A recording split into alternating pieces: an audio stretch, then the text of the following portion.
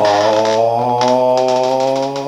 yeah, I got my blue pencils, about to sharpen them, and we're about to get into some drawing. We're about to do a drawing tutorial, and it's going to be dope. I'm going to show you how to do dope pinups, and you're going to love it. That's right. All right, yeah, that's pretty much what we're going to do today. We're going to talk about making dope pinup. All right, let's get into the show.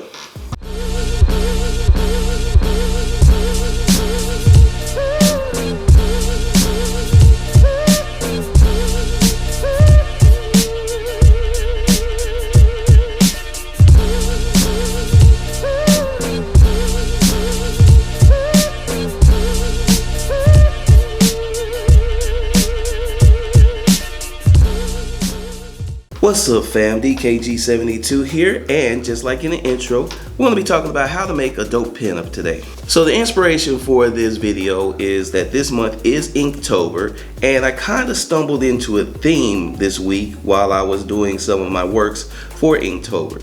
Now, if you know from the last video, I have a personal challenge to myself where I'm trying to do 31 drawings, basically do an inked work of art every day of October. That's kind of my personal challenge to myself. Well, kind of stumbled into this theme that I've been working on lately, which was inspired by great artists like Mark Schultz and Frank Frazetta and all of the great fantasy artists of the day. And basically what it is this pulp theme, pulp science fiction, pulp fantasy art, in which basically I kind of put my twist on it with the fact that, you know, the damsels or the heroes, the heroines of the story are African American, which I thought was pretty cool. So that got me to thinking about my process of making a pinup and what I do to try to make my pinups as dope as possible. And I decided I wanted to tell you guys what I do, and then you can take from it what you will, and hopefully utilize it, and hopefully it helps make you better. And if it doesn't, just hit me in the comments and tell me I suck. I'll be that. So let's get into it. All right guys, so the first thing that I do before I even start, and it's just like with anything else, I kind of stay in my head and I kind of think out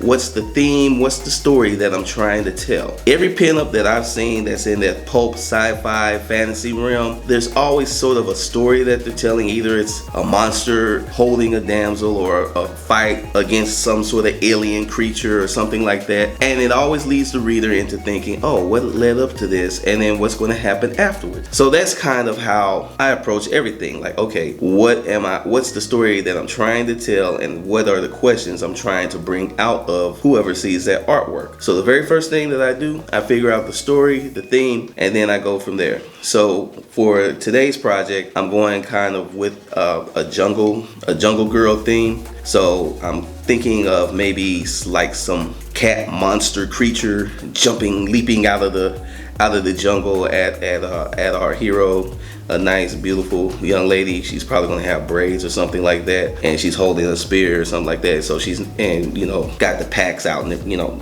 not picks, but the packs, like, you know, pouches, like her utility belt. So that's kind of the theme that I'm thinking of. I'm still fleshing it out, and once I flesh it out, then I go from there.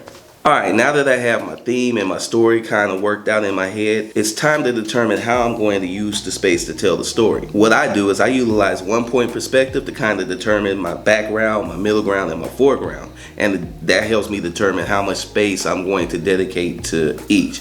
Like, I may have more going on in the middle ground and the foreground and not so much in the background. Or I may have more a wider shot, which is going to give you way more background, a nice little middle ground. And then, you know, I can solidify it with some stuff in the immediate foreground. Those are all the types of decisions that I make. And I do that by determining the perspective that I'm going to go with. So in this current work that I'm working on, I've decided to go with a 1-point perspective at a more straight on shot, and that's going to help me get the proper foreground, middle ground, and background.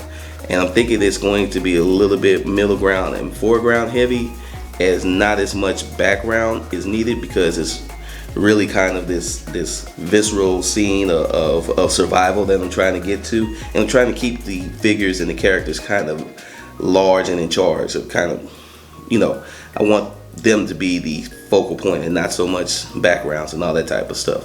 That's kind of the thought process that I'm going through. So the next thing that I try to do is I try to utilize the rule of thirds to determine my composition.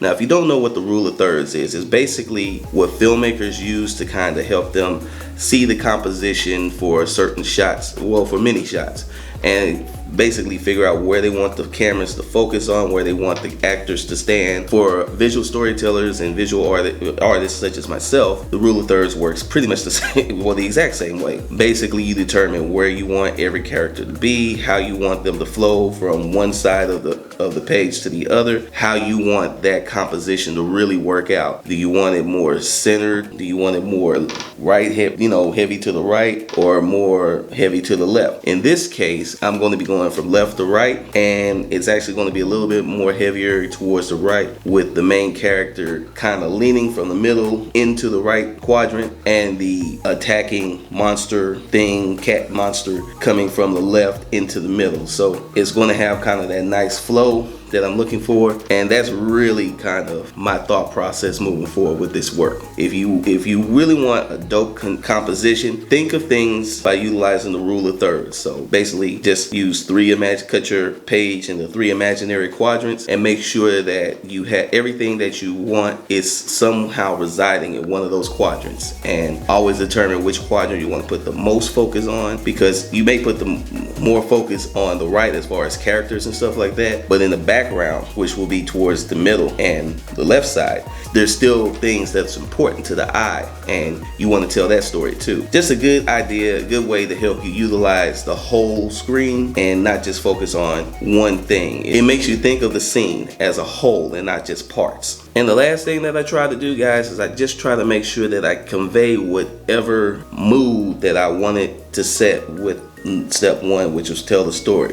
So if it's action, definitely got to make sure that the action is visceral and it's looking vicious and everything like that. But if it's suspense, want to make sure that it's suspenseful, heavy shadows, things like that. Drama, it could be how a person stands, how their facial expressions are, whatever it is. I always want to make sure that I determine and convey that through my imagery. Alright guys, so basically those are my tips for how to make a dope pinup. I hope this helped you out, and if you did, even if you didn't, just hit me up in the comments below and let me know. I hope you guys had a great time. I hope you enjoyed the video. If you did, please hit it with that like, that big thumbs up button, and of course go ahead and share it all over the internet. If you're new here and you really like these types of videos, go ahead and subscribe, and everybody hit the bell icon. We don't want to rely on the YouTube algorithm. It never works for us anyway. If you hit the bell icon, it lets you know whenever I post up a brand new video. Now, if you want to get a hold of me, guys, you can always get a hold of me on Instagram and on Twitter at DKG72. If you want to see the works that I create for Inktober, check out my Instagram and Twitter. They'll always be posted there. You can also follow me on my Facebook fan page, which is David Gordon 72.